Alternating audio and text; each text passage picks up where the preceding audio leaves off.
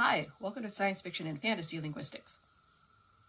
In my first video, I talked about the Saussurean hypothesis, which is the idea that the language you speak literally shapes your cognitive processes. It's not good linguistics, but a weaker variant might not be terrible cognitive science. Since this is a channel about linguistics in science fiction and fantasy, I'm going to spend some time talking about books where they use Worfian ideas in their plot. First up is Embassytown by China Mieville. The book was published in 2011 and nominated for a Hugo Award in 2012. A lot of people like the book. I'm not one of them. The linguistic premise behind the book made no sense to me, and I didn't like the writing style. That part's subjective, of course, so I'm going to focus on the premise. The story is about a girl named Avis who lives on a planet with the native insectoid species called both Ariekai and hosts. The humans had difficulty communicating with the Ariekai because the Ariekai couldn't perceive the sounds humans were making as language at all. Their language is spoken through two mouths, and humans only have one. So the human government, which is based on a different planet, got the idea of making mind-linked twins who could speak in such a way that the host could understand them. These pairs are called ambassadors, and there's always at least one pair on the planet. So it's Embassytown. But the human government wanted to see what would happen if they created a mind link between people who weren't twins, because cloning twins is expensive, and they create and send the ambassador Ezra.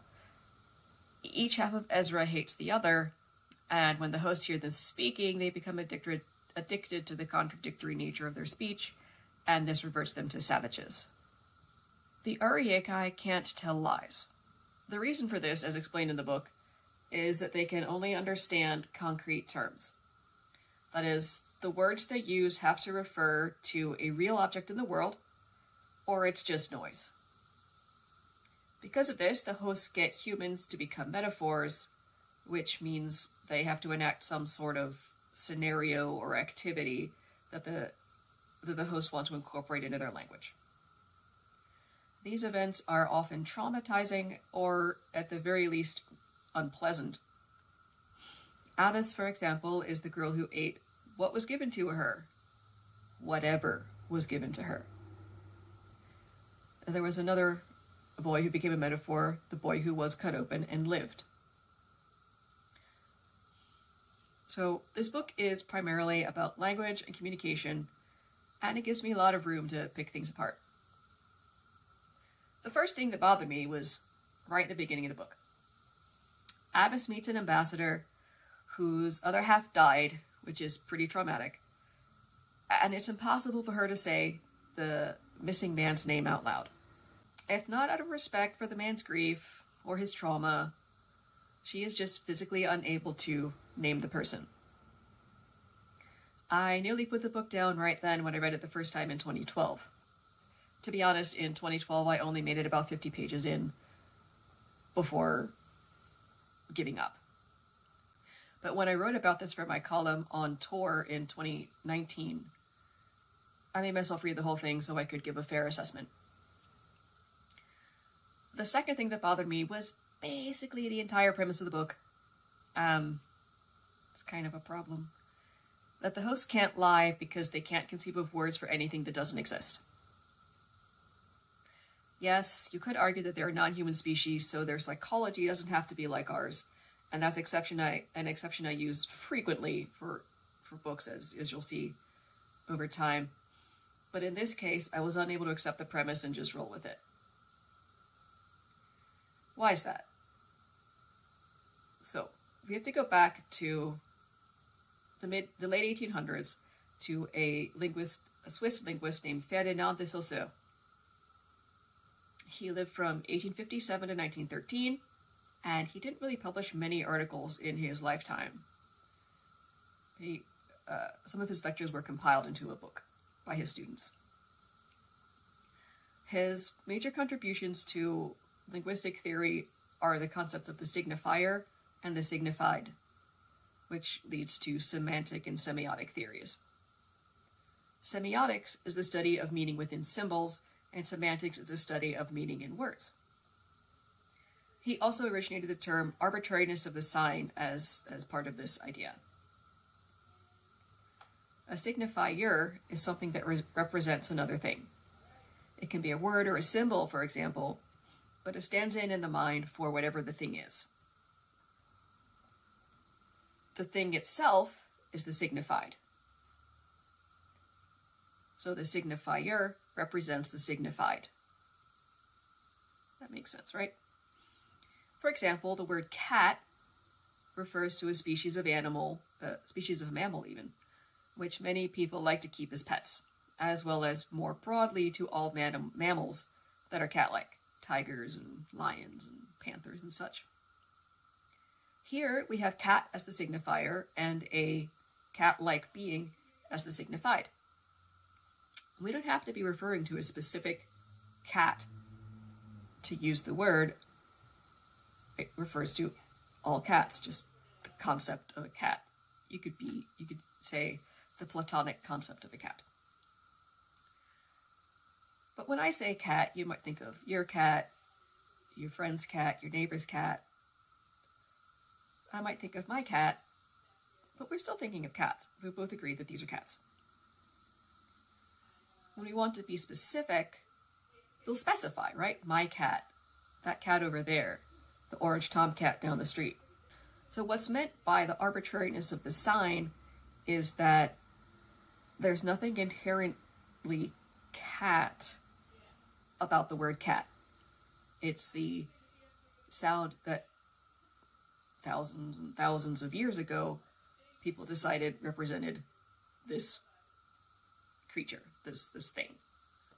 Language relies on a general agreement among speakers and listeners of what a signifier represents. That is, if I decided today that a bird should be called a glurt, nobody would know what I meant, and language would fail because we would have failed to communicate. I would just say, that glurt over there, and you'd be like, the what? But you figured out from context. So that's how we learn new words. But if I decided on my own that words mean what I want them to mean, like in Alice in Wonderland, that would be a problem because we wouldn't be able to communicate because we don't all agree that the words mean the same thing. Things get kind of tricky when you get into abstract concepts like love or loyalty or beauty. We might not agree on what makes something beautiful or even what is beautiful, but we would agree probably that there is some quality that we can call beauty. So, back to Embassytown and the Ariekai. The hosts, according to Mieville's premise, cannot conceive of a signifier unless it has a one-to-one correspondence with a signified. The speaker and the listener both have to be aware of the specific signified in order for it to be perceived as language. This is extremely difficult to make work. Do they just have a really huge vocabulary? Does every house, for example, have a unique signifier? I mean, sure, it could. Non-human cognition. But, like, imagine if instead of saying house to refer to a dwelling place, and you would specify it with descriptors, like the red house on the corner or Joe's house, you had a separate word for each of those things. And you couldn't understand the word if you hadn't seen Joe's house with your own eyes. This is logically how the Ariekai language should work. Which doesn't make sense to me. Aside from that, the premise just isn't consistently carried through. The hosts are enthusiastic and skilled inventors and creators of body horror things that I tried to ignore. They can express desires, like, we want you to become a metaphor. Addis, come to this place. Do this thing. If they can't lie, and they can only perceive as language things that exist in the real world, they shouldn't be able to invoke counterfactuals. What's a counterfactual? A counterfactual is a thing that does not exist in reality. It's kind of like a lie. I wish you were here is a counterfactual because you are not here. right? I'm here, you're not. I wish you were here because that would make me happier. Counterfactual. So, remember that one part of the Sapir-Whorf hypothesis is that language literally shapes the way your brain works. And one common conclusion people draw from that is that we can't conceive of things we don't have a word for. This gets into the concept of untranslatable words, which is an entirely different rant and a video I'll make if I get enough Patreon subscribers. Watch this phase. So if you can't conceive of something you don't have a word for, you shouldn't be able to invent things either. It's possible, sure, that the host's ability to invent circumvents this problem by there not being a word for the thing until it exists in reality. But they can still build things and see what happens, and then give it a name. I'm not convinced myself, but it might work. Why not? They're aliens. So, in summary, the linguistic premise behind Embassytown, that every signifier must refer to a specific signified, doesn't hold up to a deeper analysis. Does that mean it's a bad book? No. Plenty of people liked it. I'm sure there are linguists who liked it. I just didn't like it. For all the reasons discussed in this video. One of my friends, who's a Mieville fan, said that his books generally revolve around a cool concept and thus rely on the reader buying into the concept that's really cool. I just couldn't buy into this. Maybe you can buy into it. Maybe you could buy into it if you've already read it. We all have a line where we can't suspend disbelief anymore, and this just went over my line very early on. I couldn't recover from that. But there's nothing wrong with it if you like the book, obviously. It's just my opinion on execution.